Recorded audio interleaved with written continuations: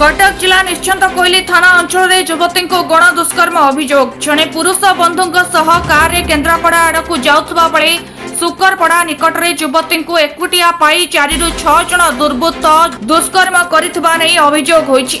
घटना को नहीं निश्चिंत कोइली थाना रे एतला दैछन्ति पीड़िता। अभियोग पर घटना को गुरुतर सह नहीं तदंत आरंभ करिछि पुलिस। पीड़िता अभियोग अनुसार कटक चांदली रास्तार सुकरपड़ा निकट में यह घटना घटी।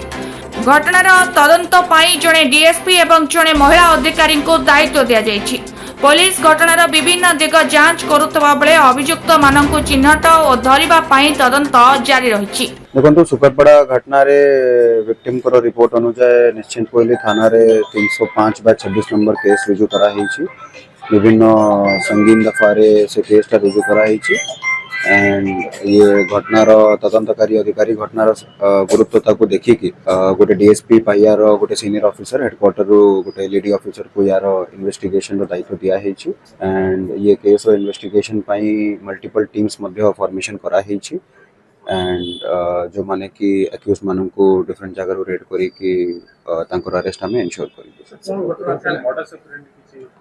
घटनाटा जहाँ वर्तमान सुधा जहाँ जना पड़ी माने विक्टिम को संगे गोटे ग्रीवियस ऑफेंस टा कमिट करा हेछि एंड तार पई जेमति मु कहली विभिन्न पदक्षेप जो आमे नउछु गोटे सीनियर ऑफिसर हेडक्वार्टर रू गोटे DSP rank officer is the I of the case and विभिन्न मल्टीपल पुलिस टीम या पई करा हेछि।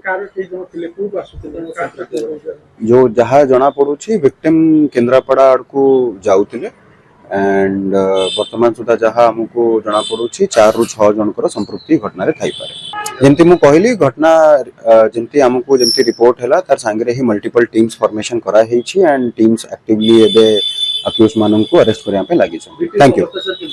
तेबे एही अभियोगरा सत्यता केते घटना पछरे किए ओ केते जनकर संपृक्ति रहिछि एनै तदंत आरंभ होइछि। घटना को नै तदंत जारी रहिछि। तबे दर्शक बंधु एठी प्रश्न उठुछि कटक चांदबाली भली रास्ता रे महिला सुरक्षा पाई पुलिस पेट्रोलिंग केते मात्रा रे होछि। घटनास्थल निकट रे सीसीटीवी किंबा अन्य सुरक्षा व्यवस्था थिला कि नाही।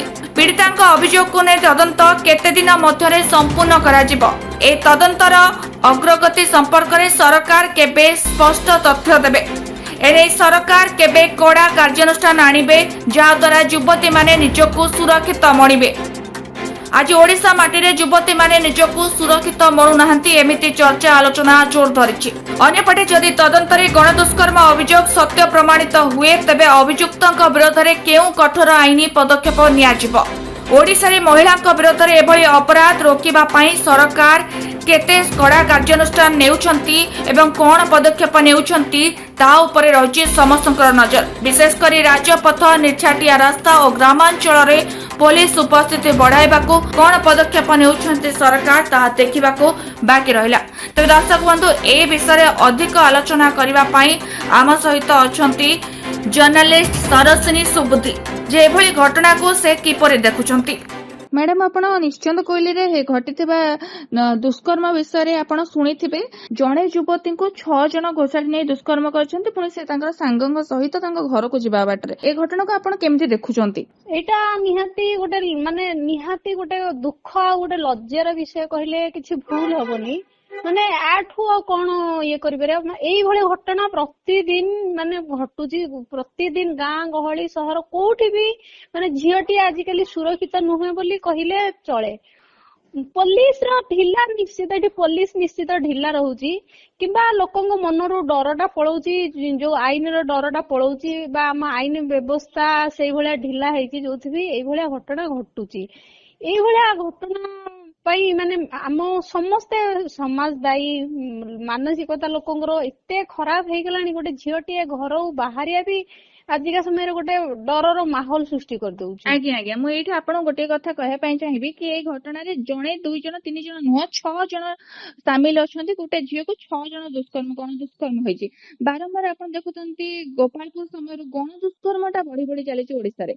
तो ए गण दुष्कर्म को नै कि आपण कोन कहबे आ पछरे निशा कारबार होईछि ना आ पछरे कोन लोकंकर मानसिकता होईछि कि से माने संगबद्ध होई गोटे झियो को आक्रमण करछंती। एमानकर तो एटा होछि प्रथम होछि निशा तो ରହୁଛି ତା ସହିତ ଗୋଟେ ଡର ଏଇଟା ଛାଡି ଯାଉଛି କି ଜଣେ ଲୋକ ହେଲେ ଲଢିବାକୁ ସେମାନଙ୍କୁ ମାନେ କିଛି ପ୍ରୋବ୍ଲେମ ହେଇପାରେ, କିନ୍ତୁ 5 ଜଣ ହେଲେ ହୁଏତ ସେମାନେ ସହଜରେ ଖସି ଯାଇପାରିବେ କିମ୍ବା 5 ଜଣଙ୍କ ଇଏରେ ହେଲେ ପ୍ରମାଣ ଟା ଲୁଚି ଯାଇପାରିବ। ଏଇ ଇଏ ନେଇକି 5-6 ଜଣ ବା ଗଣ ଦୁଷ୍କର୍ମ ଟା ଏଇ ଇଏ ନେଇକି ବଢୁଛି। ସେଥିପାଇଁ ଆଜ୍ଞା, ତ ଆପଣ ଦେଖୁଛନ୍ତି କି ବର୍ତ୍ତମାନ ଯୋଉ ଭଳିଆ ମାହୋଲ ହେଲାଣି, ଏଥିପ୍ରତି ପୋଲିସ ବା ଆମର ଆଇନ କାନୁନ ଯାହା ଅଛି ଯୋଉ ଭଳି ଭାବରେ ତାକୁ ଇମ୍ପ୍ଲିମେଣ୍ଟ କରାଯାଉଛି, ଏ ସବୁ ଆପଣଙ୍କୁ ଠିକ ଲାଗୁଛି? ଯୋଉ ସମୟରେ ନ୍ୟାୟ ମିଳୁଛି ପୀଡିତାକୁ ସେ ସମୟରେ ଏମିତି ହେଲାଣି ଯେ ଆଜି ଗୋଟେ ସମ୍ବଲପୁରରେ ଗୋଟେ ଜଣକୁ ନ୍ୟାୟ ମିଳିଛି, ସେଟା 2018ରେ ଜଣେ ନାବାଳିକାକୁ 2 ଜଣ ଘୋଷାଡ଼ି ନେଇ ଗଣ ଦୁଷ୍କର୍ମ କରିଥିଲେ। ତାଙ୍କୁ ଆଜି 8-9 ବର୍ଷ ପରେ ଆଜି ତାଙ୍କୁ ନ୍ୟାୟ ମିଳିଛି। ଆଉ ସେଠି ଆପଣ ଦେଖନ୍ତୁ ଦୁଷ୍କର୍ମକାରୀ ମାନଙ୍କର ଭୟ ହିଁ ରହୁନି, କାହିଁକି ସେ ଏତେ ନିର୍ଭୟ ହେଇଯାଉଛନ୍ତି ଆଉ ପ୍ରତ୍ୟେକ ଦିନ ଓଡିଶାରେ ହିଁ କାହିଁକି ଏତେ ଦୁଷ୍କର୍ମ ବଢୁଛି? ସେମାନଙ୍କର ଡରଟା ହିଁ ପ୍ରଥମ କଥା ହେଲା ଆଇନର ଗଳା ବାଟ ଦେଖି ସେମାନେ ଖସିବାର ବାଟଟା ଜାଣିଛନ୍ତି। ଦ୍ୱିତୀୟରେ ହଉଛି ସେମାନଙ୍କର ଡରଟା ହିଁ ରହୁନି। ଆଉ ସେମାନେ ଏତେ ଲମ୍ବା ସମୟ ଭିତରେ କିଛି ବି ହେଇପାରେ, ପ୍ରମାଣ ନଷ୍ଟ ହେଇପାରେ, ସେମାନେ ନିର୍ଦ୍ଦୋଷରେ ଖଲାସ ହେଇପାରନ୍ତି ବା ସେମାନେ ଆଉ ଗୋଟେ କିଛି ସେ ଝିଅର ପରିବାରକୁ ଡରେଇ ପାରନ୍ତି ବା ସେ ଝିଅ ସହିତ ଇଏ କରିପାରନ୍ତି, କୋଉଠି ସେଟେଲମେଣ୍ଟ କରିପାରନ୍ତି। ଏଇ ସବୁ ଜିନିଷ ହଉଛି ମେନ୍ ଜିନିଷ ହଉଛି କି ତୁରନ୍ତ ନ୍ୟାୟ ମିଳିବା ଦରକାର, ତୁରନ୍ତ ତଦନ୍ତ ହେବା ଦରକାର, ଆଉ ତୁରନ୍ତ ଦଣ୍ଡ ମିଳିବା ଦରକାର। ନିଜ ଭାଇ ସହିତ ଗଲେ ବି ଝିଅଟେ ବର୍ତ୍ତମାନ ସମୟରେ ସୁରକ୍ଷିତ ନୁହଁ। ଭାଇ ବାପ ସହିତ ଗଲେ ବି ସେମାନେ ଡରୁଛନ୍ତି ଝିଅଟିକୁ ରାତିରେ ଇଏ କରିବା ପାଇଁ। ରାତି କଥା ନୁହେଁ, ଦିନର ବେଳେ ବି ଝିଅ ସୁରକ୍ଷିତ ହେଉନି, ରାସ୍ତା ମଝିରେ ତାକୁ ଘୋଷାଡ଼ି ନେଇ ପଳେଇ ଯାଉଛନ୍ତି। 2018ରେ ହେଇଥିବା ଏଇ କେସଟି ଆଜି ତାର ନ୍ୟାୟ ମିଳିଛି। ସିଏ 9 ବର୍ଷ ପରେ 8-9 ବର୍ଷ ପରେ ଆଜି ନ୍ୟାୟ ମିଳିଛି। ତ ଦିନ 2 ପ୍ରହରରେ ବି ଝିଅ ମାନେ ସୁରକ୍ଷିତ ନାହାନ୍ତି ବର୍ତ୍ତମାନ ସମୟରେ। ହଁ, ଏଇ ଯୋଉ ନ୍ୟାୟ ମିଳିଛି ଏଥିରେ ସେ ପୀଡିତା ଖୁସି ହବ କି ଦୁଃଖ ପ୍ରକାଶ କରିବ ସେ ବି ଜାଣିନି। କାରଣ ସିଏ ଏତେ ବର୍ଷର 8-9 ବର୍ଷର ସଂଘର୍ଷ କରିଥିବ, ସିଏ ଏତେ ବର୍ଷ ହେଲା ଲୋକଙ୍କ କଥା ଶୁଣିଥିବ, ତା ପରିବାର ଆର୍ଥିକ ଦଣ୍ଡ ବି ସିଏ ବି ଭୋଗିଥିବ। ମାନେ ବିନା ଦୋଷରେ ଗୋଟେ ଝିଅ ଆଉ ତା ପରିବାର କେତେ ପ୍ରକାର ହଇରାଣ ହେଇଥିବ। ଶେଷ ଆସିକି କଣ ହେଲା, ସେମାନଙ୍କ ଭିତରୁ ଜଣେ ମରିଯାଇଛି, ଆଉ ଜଣଙ୍କ ଅବସ୍ଥା ହୁଏତ ସେ ସ୍ୱାସ୍ଥ୍ୟଗତ ସମସ୍ୟା ଦେଖି କି କଣ ସମସ୍ୟା ଦେଖି ହୁଏତ ସେ ଖସି ଯାଇପାରେ। ଆଜ୍ଞା, ବର୍ତ୍ତମାନ ଓଡିଶାକୁ ଟୁରିଷ୍ଟ ଆସିବା ପାଇଁ ବି ଡରୁଛନ୍ତି। ଓଡିଶାରେ ଯୋଉ ଭଳିଆ ଦୁଷ୍କର୍ମ ବଢି ବଢି ଚାଲିଛି, ତ ଆଗାମୀ ଦିନରେ ୟାର ପ୍ରଭାବ କେମିତି କଣ ଆମ ରାଜ୍ୟ ଉପରେ ପଡିବ ଆପଣଙ୍କୁ କଣ ଲାଗୁଛି? ଆମେରିକା ରାଷ୍ଟ୍ରପତି କହୁଛନ୍ତି ଯେ ଓଡିଶାରେ ଯିବା ଝିଅ ମାନଙ୍କ ପାଇଁ ସୁରକ୍ଷିତ ନୁହଁ, ତାହେଲେ ଆମେ ଆଉ କଣ କାହାକୁ କଣ କହିବା? କାରଣ ଓଡିଶା ନାଁଟା ଏତେ ବଦନାମ ହେଇଯାଇଛି ଦୁଷ୍କର୍ମ ପାଇଁ, ଝିଅ ମାନଙ୍କ ଅତ୍ୟାଚାର ପାଇଁ, ଯେ ଆମେରିକା ରାଷ୍ଟ୍ରପତି କହୁଛନ୍ତି କି ସୁରକ୍ଷିତ ନୁହେଁ। ଏଇଟା କେବଳ ପର୍ଯ୍ୟଟନ ନୁହେଁ, ଏଇଟା ସବୁ ଇଏ ଉପରେ ପ୍ରଭାବ ପକେଇବ। ଓଡିଶା ସବୁ ଇଏରେ ଯେ ଏଠି ଝିଅ ମାନଙ୍କ ପାଇଁ ସୁରକ୍ଷିତ ନୁହଁ ବୋଲି ବଦନାମ ହଉଛି। ଆମ ଆଇନ ବ୍ୟବସ୍ଥାରେ କଣ ହଉଛି, 4-5 ଜଣଙ୍କୁ ଗିରଫ କରାଯାଉଛି, କୋର୍ଟ ପଠେଇ ଦଉଛନ୍ତି, ସେଠି କେସ୍ ପଡିକି ରହୁଛି, ଚାଲିଛି କେସ୍, ଯୋଉଥିରେ ଝିଅଟି ଘର ବି ନାଇଁ ଥାଉଛନ୍ତି, ବାଧ୍ୟ ହେଇକି ଝିଅଟି ଶେଷ କେସ୍ ଉଠଉଛି, କୋଉଠି ସେମାନେ ପ୍ରମାଣ ନଷ୍ଟ କରିଦଉଛନ୍ତି, ଖସି ଯାଉଛନ୍ତି। ଦଣ୍ଡଟା ସେଇଭଳିଆ ହେଲେ ଲୋକଙ୍କ ମନରୁ ଭୟଟା ସୃଷ୍ଟି ହୁଅନ୍ତା। ଏଇ ଯୋଉ ଭୟଟା ପଳେଇଛି କି ଆମର ଆଇନ ବ୍ୟବସ୍ଥା ଏତେ ଇଏ ହଉଛି, ଲେନ୍ଦି ହେଇକି ରହୁଛି, ଇଏ ହଉଛି ସିଏ ହଉଛି, ପ୍ରମାଣ ନଷ୍ଟ ପାଇଁ ଏମାନଙ୍କୁ ଟାଇମ ମିଳୁଛି, କିନ୍ତୁ ଦଣ୍ଡଟା ନିହାତି ଦେବା ଦରକାର ଏମାନଙ୍କୁ। ବେସହାରା ତ ନୁହେଁ, କିନ୍ତୁ ଝିଅ ମାନଙ୍କ ମନରେ ନିଶ୍ଚିତ ଭୟ ସୃଷ୍ଟି ହେଇଛି। ଝିଅ ମାନଙ୍କ ମା ବାପାଙ୍କ ମନରେ ବି ଗୋଟେ ଭୟ ସୃଷ୍ଟି ହେଇଛି। ଏ ଭୟଟା ଦିନକୁ ଦିନ ବଢି ଚାଲୁଛି। ଏ ଭୟଟାକୁ ଯଦି ସରକାର ନ ଅଟକାନ୍ତି ତାହେଲେ ଗୋଟେ କୃତ୍ରିମ ସଂକଟ ହେଇପାରେ, ଯୋଉଟା କି ହୁଏତ ଝିଅ ମାନଙ୍କ ସଂଖ୍ୟା ଆହୁରି କମେଇ ଦେଇପାରେ, କିମ୍ବା ଝିଅ ମାନଙ୍କୁ ଯୋଉ ସ୍ୱାଧୀନତା ମିଳିଛି ସେଇଟା ବି କମି ଯାଇପାରେ।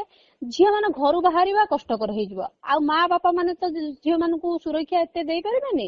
ସେଥିପାଇଁ ସରକାର ନିହାତି କିଛି ଗୋଟେ କରିବା ଦରକାର, ଯୋଉଟା କି ମାନେ ତୁରନ୍ତ ହେବା ଦରକାର, ଆଖି ଦୃଶ୍ୟ ହେବା ଦରକାର। ଆଜ୍ଞା, ଘର ଭିତରେ ମଧ୍ୟ ଝିଅ ସୁରକ୍ଷିତ ରହୁନାହାନ୍ତି।